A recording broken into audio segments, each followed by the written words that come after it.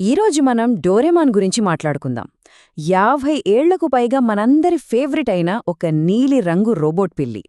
ఇది కేవలం ఒక పిల్లాడికి సహాయం చేయడానికి భవిష్యత్ నుంచి వచ్చిన రోబోట్ కథ మాత్రమే కాదు, మనందరి ఊహలకు రెక్కలు తొడిగి ప్రపంచవ్యాప్తంగా ఎలా స్ఫూర్తినిచ్చిందో చెప్పే కథ. సరే, ఈ ప్రయాణంలో మనమొక చిన్న కథతో మొదలుపెట్టి దాని గ్లోబల్ ఇంపాక్ట్ ఎంత పెద్దదో చూద్దాం. ముందుగా ఒక సహాయం ఎలా గందరగోళంగా మారిందో చూద్దాం.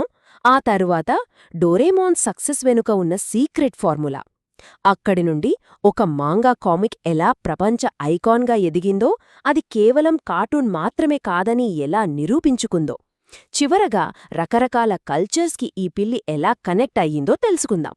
పదండి, మొదలు పెడదాం. రైట్, మన ప్రయాణాన్ని ఒక సరదా కానీ చాలా గందరగోళంగా మారిన కథతో మొదలుపెడదాం. డోరేమాన్ అసలు స్టైలేంటో ఈ ఒక్క కథతో మనకు పర్ఫెక్ట్గా అర్థమవుతుంది. మనమెప్పుడైనా అనుకుంటాం కదా, మంచి చేయబోతే చెడు ఎదురైతే ఎలా ఉంటుందని. అచ్చమిదే ఆలోచనతో డోరేమాన్లోని ఒక ఎపిసోడ్ చాలా ఫేమస్ అయింది. అందులో ఒక ఫ్యూచరిస్టిక్ గాడ్జెట్ వల్ల అంతా తలకిందులవుతుంది. డోరేమాన్ కథ మొత్తానికి గుండెకాయలాంటిది ఈ ఇద్దరి ఫ్రెండ్షిప్. ఒకవైపు నోబితా, ఎప్పుడు ఏదో ఒక సమస్యలో ఇరుక్కునే మనలాంటి ఒక సగటు కుర్రాడు.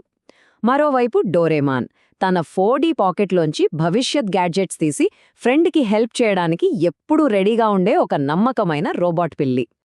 సరే, ఇప్పుడు ఈ కథలో కీలకమైన గ్యాడ్జెట్ గురించి చూద్దాం. దీని పేరు transformation returning favour medicine. Idea చాలా సింపుల్. మనం ఏదైనా జంతువుకి సహాయం చేసి ఈ మెడిసిన్ దానిమీద వేస్తే అది మనిషిగా మారి మనకు థ్యాంక్స్ చెప్పడానికి వస్తుంది. భలే ఉంది కదా. మన నోబితా ఎప్పటిలాగే మంచి మనసుతో ఒక పిల్లికి హెల్ప్ చేసి ఈ మెడిసిన్ వాడతాడు. కాని ఆ పిల్లి మనిషిగా మారిన తర్వాత థ్యాంక్స్ చెప్పడానికి ఏం చేసిందో తెలుసా? ఇంట్లో ఉన్న గోల్డ్ ఫిష్ను డిన్నర్ కోసం దొంగిలించడం, వస్తువులు పగలగొట్టడం, ఇలా ఇల్లంతా రచ్చరచ్చ చేసింది. మంచి ఉద్దేశం కాస్త పెద్ద తలనొప్పిగా మారింది. అసలు కామెడీ ఇక్కడే మొదలవుతుందే. మనందరికీ తెలుసు డోరేమాన్కి ఎలుకలంటే ఎంత భయమో. పొరపాటున ఆ మెడిసిన్ కాస్త ఒక ఎలుక మీద పడుతుంది. ఇంకేముంది, ఆ ఎలుకిప్పుడు మనిషిలా మారి తనకు హెల్ప్ చేయడానికొస్తుందని డోరేమాన్ భయంతో వణికిపోతాడు. ఈ సీన్ డోరేమాన్ షోలోని సిగ్నేచర్ కామెడీకి పర్ఫెక్ట్ ఉదాహరణ. అయితే మనం ఇందాక చూసిన ఆ గందరగోళం కథుంది కదా, అదేదో యాదృచ్ఛికంగా రాసింది కాదు. దాని వెనుక ఒక సక్సెస్ఫుల్ పదే పదే వాడిన ఫార్ములా ఉంది. దాదాపు 1400 కథలకు అదే బ్లూ ప్రింట్. ప్రతి కథలోనూ ఒక హైటెక్ గ్యాడ్జెట్, దాన్ని వాడటంలో మనిషి చేసే పొరపాటు, ఈ రెండిటి కాంబినేషన్ ఖచ్చితంగా ఉంటుంది. ఇదొక సీక్రెట్ ఫార్ములా లాంటిది. అసలేంటా ఫార్ములా? దాని గురించి ఇప్పుడు తెలుసుకుందాం. చాలా డోరేమాన్ ఎపిసోడ్స్ వెనుకున్నది ఈ 4 స్టెప్స్ ఫార్ములానే. ఫస్ట్, నోబితా ఏదో ఒక సమస్యలో ఇరుక్కుంటాడు. సెకండ్, డోరేమాన్ ఒక అద్భుతమైన గ్యాడ్జెట్ ఇస్తాడు. థర్డ్, నోబితా దాన్ని తప్పుగా వాడతాడు, దానివల్ల ఫన్నీగా గందరగోళం మొదలవుతుంది. ఇక ఫైనల్గా ఫోర్త్ స్టెప్లో ఆ అనుభవం నుంచి ఒక ముఖ్యమైన లైఫ్ లెసన్ నేర్చుకుంటాడు.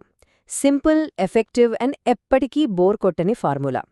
ఓకే, ఇప్పుడొక కథ నుంచి బయటికి వచ్చి డోరేమాన్ ప్రపంచవ్యాప్తంగా ఎంత పెద్ద సక్సెస్ అయిందో చూద్దాం.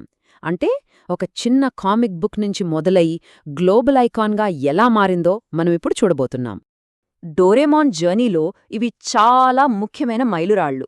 1969లో ఒక మాంగాగా మొదలై 1973లో యానిమే సిరీస్గా మారింది. 2002లో టైమ్ ఆసియా మ్యాగజీన్ దీన్ని ఒక హీరోగా గుర్తించింది. ఇక 2009లో అయితే జపాన్ గవర్నమెంట్ దీన్ని తన మొదటి యానిమే కల్చరల్ అంబాసిడర్గా ప్రకటించింది. అంటే ఒక కార్టూన్ క్యారెక్టర్ కాస్త ఒక దేశానికి సాంస్కృతిక రాయబారి అయిందన్నమాట. ఒక్కసారి నంబర్ చూడండి, అక్షరాల 35 దేశాలకు పైగా డోరేమాన్ షో ప్రసారమైంది.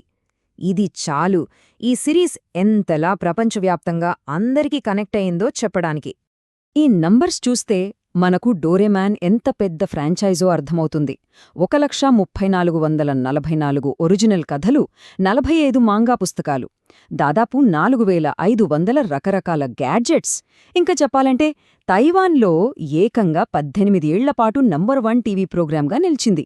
ఇది కేవలం ఒక షో కాదు, ఒక కల్చరల్ పవర్ హౌస్. డోరేమోన్ అంటే కేవలం ఎంటర్టైన్మెంట్ మాత్రమే కాదు, దాని ప్రభావం విద్య, టెక్నాలజీ లాంటి రంగాలపై కూడా చాలా ఉంది. అసలు స్క్రీన్ మీద చూసిన గ్యాడ్జెట్స్ నిజ జీవితంలోకి ఎలా వచ్చాయో, మన రియాలిటీని ఎలా ప్రభావితం చేశాయో ఇప్పుడు చూద్దాం. ఇది చాలా ఆసక్తికరమైన విషయం. జపాన్లో డోరేమాన్ వాళ్ల ఎడ్యుకేషన్ సిస్టంలో ఒక భాగమైపోయింది. ప్రైమరీ స్కూల్ టెక్స్ట్ బుక్స్లో ఉంటుంది, యూనివర్సిటీ ఎంట్రన్స్ ఎగ్జామ్స్లో ఫిజిక్స్ ప్రశ్నలకు ఇన్స్పిరేషన్గా నిలుస్తుంది, చివరికి ఆర్ట్ కాలేజ్ స్టూడెంట్స్కి దాని గ్యాడ్జెట్స్ మీద వ్యాసాలు రాయమని కూడా అడుగుతారు. అంటే ఎంటర్టైన్మెంట్ని ఎడ్యుకేషన్తో ఎంత బాగా కలిపారో చూడండి. ఇక్కడే అసలు మ్యాజిక్ ఉంది. ఒకప్పుడు డోరేమాన్ షోలో చూసిన ఎన్నో గ్యాడ్జెట్స్ ఇప్పుడు కేవలం సైన్స్ ఫిక్షన్ కాదు. ఆ 3D కాపీ మెషిన్ ఇప్పుడు మన 3D ప్రింటర్ల లాంటిదే.